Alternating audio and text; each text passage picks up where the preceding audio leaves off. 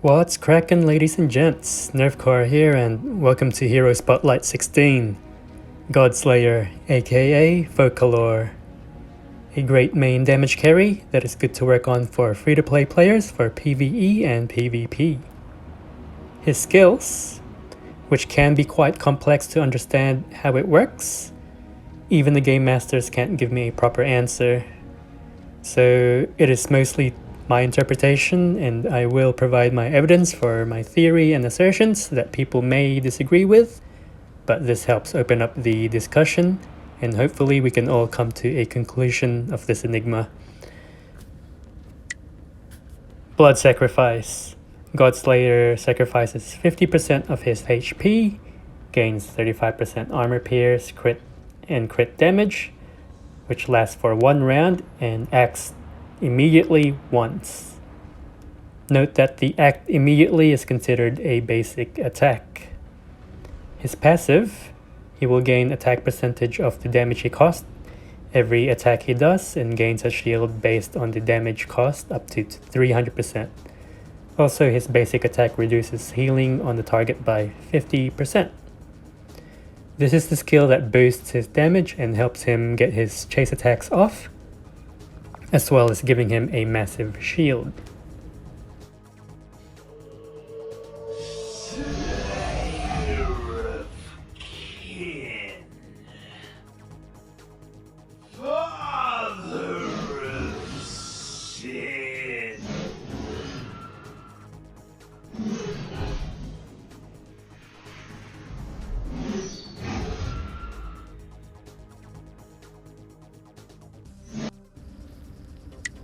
Bloody Rage.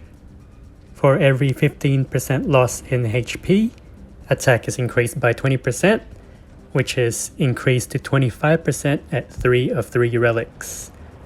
Also, when his HP falls below 40%, there is a 50% chance to proc Bully the Weak once in a battle.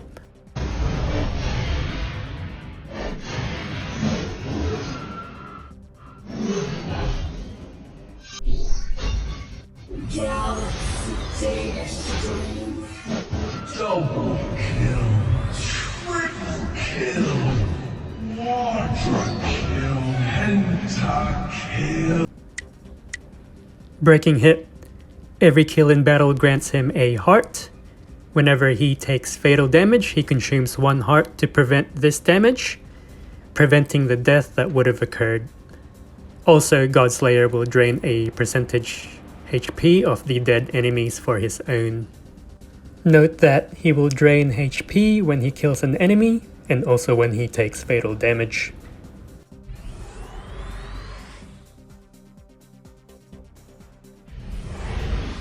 Riot therapy.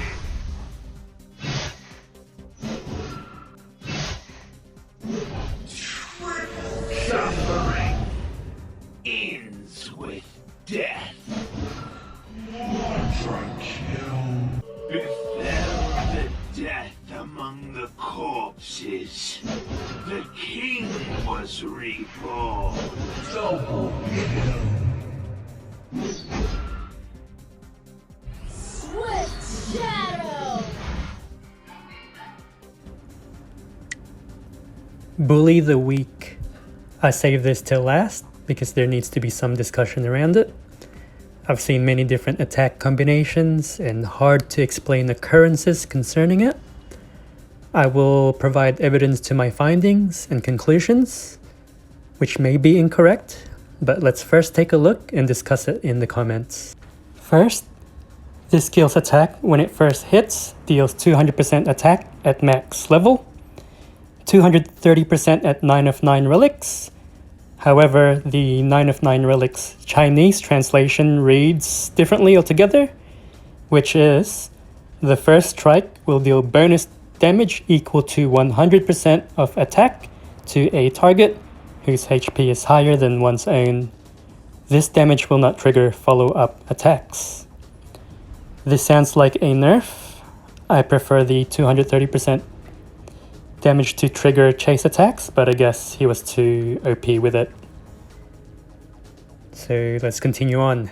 if the damage dealt of the first attack exceeds 20% of target's max HP, then he will do a chase attack. If the second chase attack exceeds 40% of the target's max HP, then it will do another chase attack that deals damage to all the enemies.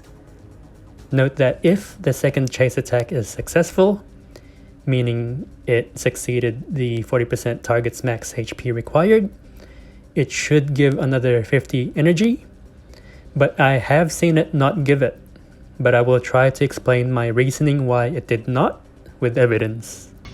Befell the death among the corpses. The king was reborn. Double kill. Triple kill. Pentakill.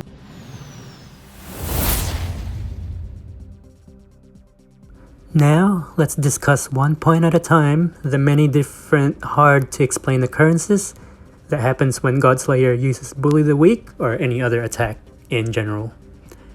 The first point or question is, why did the first and second chase attack not give the 50 energy when it successfully made the percentage needed? I'll show the video of it not giving the 50 energy, then explain why, and give the evidence for it.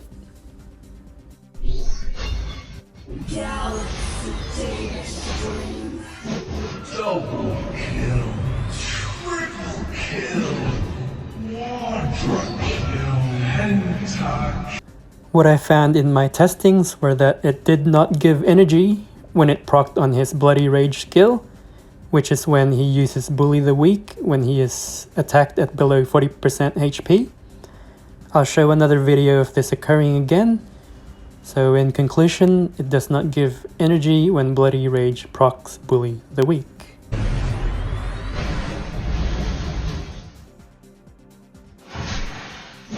Triple kill.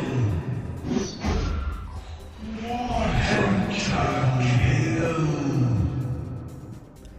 And in the next video, this is just how it's meant to work, as it should normally.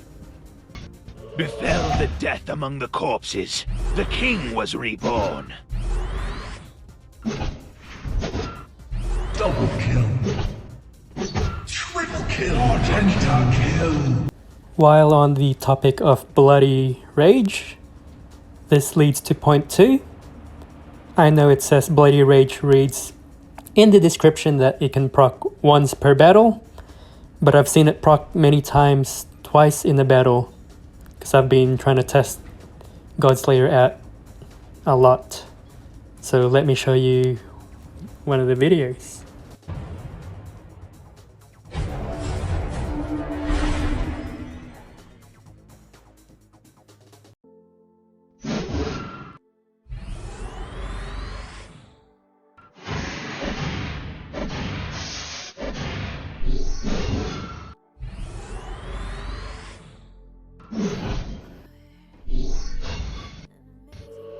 Suffering ends with death.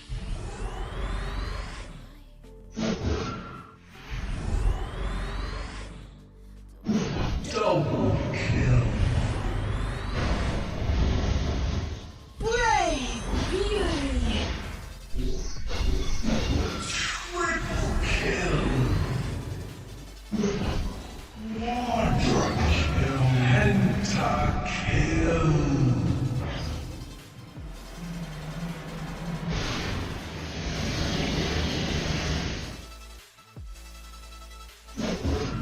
Legendary kill.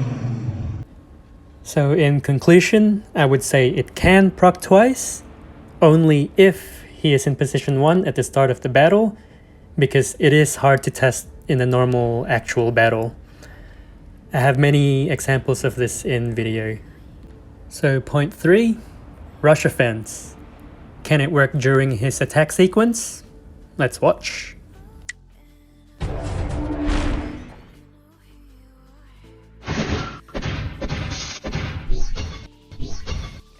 Slayer of kin, father of sin. Befell the death among the corpses. The king was reborn. Legendary kill. In conclusion, yes, it can, but I very rarely see this happen, and I only have 2 videos of this happening. Point 4. Can Samurai Stigmata proc during his attack sequence? I'll answer it here and say yes, but it's hard to pinpoint exactly where it procs. I think it is either after the blood sacrifice first attack or the chase attack that gives energy. Anyways, the video shown will have 6 attacks in total, whereas if he wasn't using Samurai Stigs, it would be 5 attacks in total. Suffering ends with death. Double kill, triple kill, quadra kill, pentakill. There are many other points, but the last one is about all his different attack sequences that I've seen that are unexplainable. I won't bother showing every variation because there are many.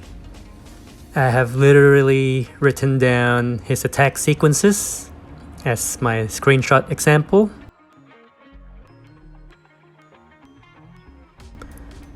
And have many video examples and written them all down exactly what he did. So some examples would be he would not do his area of effect attack even after succeeding on all his chase attacks. He would not get the energy even after succeeding in his chase attacks. His attack sequence is out of order, like he would do blood sacrifice, attack with 50 energy and a chase, then thinker with shield, then he would start his sequence again with the area of effect finisher while gaining energy. So if it's not a bloody rage proc because no enemy hit him.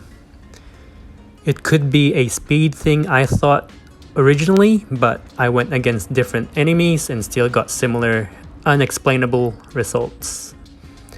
I can list so many examples of different attack patterns, but this is why I have this portion of the video as an open discussion, because there are too many unexplainable things going on, and likely why I can't get a straight answer from the game devs and the game masters. The attack sequence I see the majority of the time is he would blood sacrifice, which gives him act again. So he would basic attack for 50 energy into first chase, and then into, I'm guessing it's a basic attack because it gives him 50 energy, and then the second chase, and then into attack all the enemies. So that's what I see the majority of the time.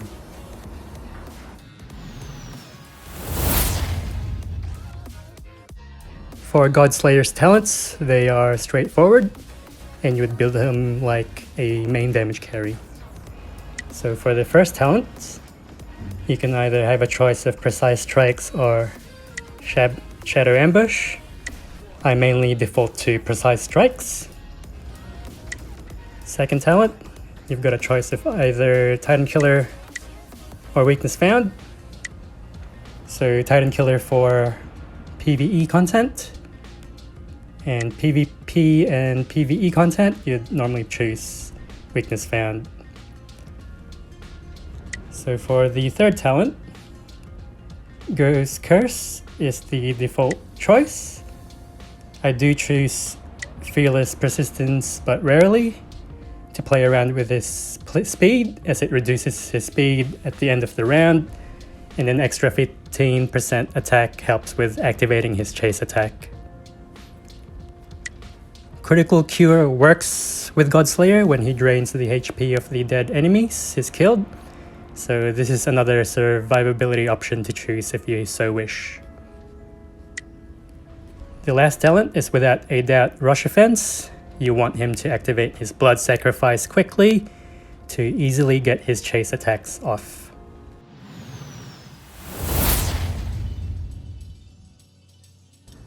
For Godslayer's Stigmata choices, For free-to-play players and light spenders, your default choices are Samurai Stigmata and a 4-star Storm Stigmata, also known as Striker. As free-to-play, you can still get a 4-star Striker from the Plain Badge event, but will take you 2 events worth to get, which I did, but unfortunately got crappy stats on them all. For pay-to-win players, you have a choice of 6-star Strikers or 6-star Thorns. Your preference should be 6-star Striker. So with Thorn, currently I'm not sure if it is bugged or just intended part of the game, but when Godslayer hits with Thorn, it doesn't seem to count the extra damage it does, so even though it shows you did a lot of damage to do a chase attack, Godslayer will not do his second chase. You can still use Thorn for PvP if you like your Godslayer to one-shot someone and get a heart. It is also used for boss battles. Striker Stigmatas are preferred because it procs on his sacrifice, his first attack, and his successful second chase attack, which is a lot of damage. Befell the death among the corpses. The king was reborn. Double kill. Triple kill. Pentakill. Brave beauty. His secondary Stigmata, you would use Zealots or Judgment, depending on your attack and crit levels. Godslayer does not need a Sin Stigmata as he has more than enough broken armor once fully awakened. The stats you would prioritize are crit, attack, crit damage, broken armor, and then the rest.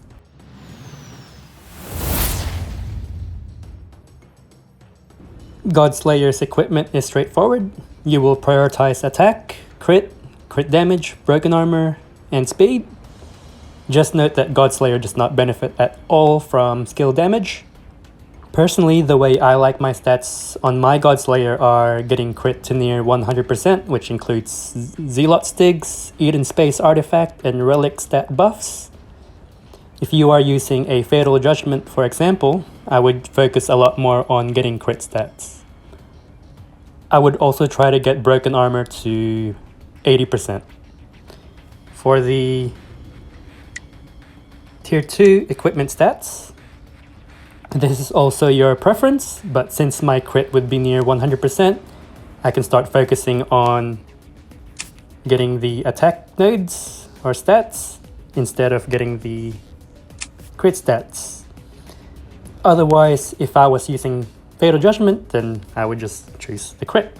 Also, if you are a pay-to-win player and you have the pay-to-win artifacts, then you would choose the 7% attack stat because a lot of the damage artifacts for pay-to-win players have crit on them.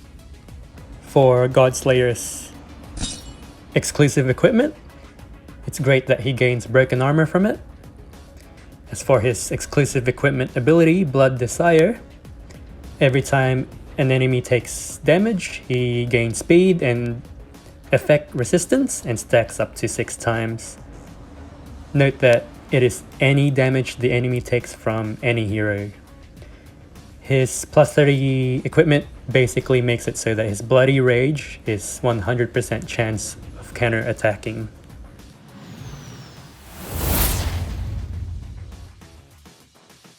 For Godslayer's artifacts, for free-to-play players, you have a choice of Eden Space or Fatal Judgment. I prefer Eden Space because of the bonus damage for basic attacks, and most of Godslayer's attacks are counted as basic attacks. Also, it gives the much needed high crit levels for peak performance. Fatal Judgment also works well with Godslayer. You just need to build him with more crit from other sources like gear. It also works with most of his attacks. I can't tell you exactly which ones it works on, but I believe, and I could be wrong, are his Blood Sacrifice, his attack after the sacrifice, and the second successful chase attack that gives him energy. I would not use anything else for a free-to-play player. For pay-to-win players, of course, a Scythe of Hunt, an Orb of Turbidness.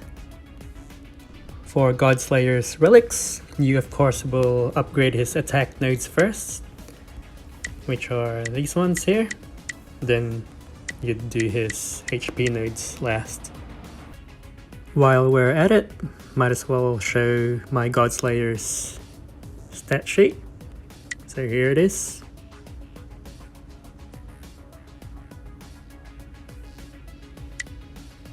His gear.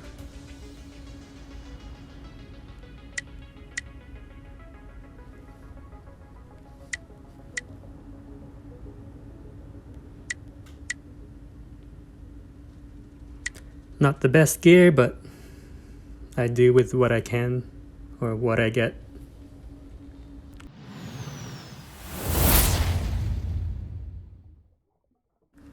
Godslayer's Union Tech.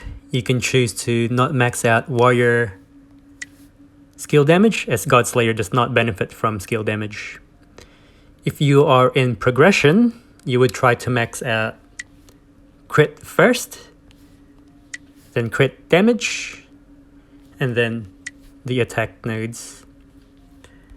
As for his Union Institute, I would love to max out the increases to damage to the enemy types, but it's very costly, and I would prefer to use the cash on upgrading the cheaper nodes, as it is more cost effective for now. I will however get it to level 30 minimum. So when I say upgrading the cheaper nodes, that would be likely a different Union Tech. As for Godslayer's Star Tech, I focused of course on the damage nodes first, to max them out first, then the health percentage nodes to max, and we'll eventually get to maxing out the rest. As for his Star Tech ability, 15% chance to increase his attack to 30% for 1 round before he attacks. This happens for 1 round only when it procs.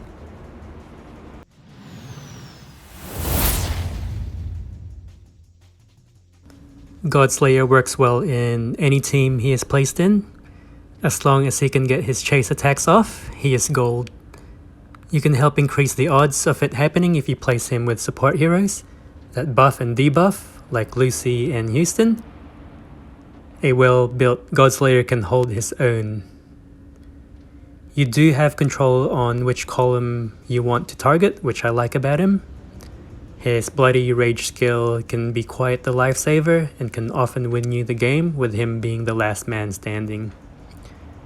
Godslayer is another free-to-play player's choice hero to help with progression, alongside Toko and Pierre. The drawbacks I've noticed with playing him are that he seems to be fairly squishy before he does his chase attacks, and has a heart after killing off an enemy. If his chase attack does not proc, then it kind of feels like seeing your Toko only doing 2 to 4 pursuits. A sad time. Also, all the unexplainable things going on with his attack sequences. Well, that does it for Hero Spotlight 16. See you in Hero Spotlight 17. Thanks for watching my current favorite game, X-Hero.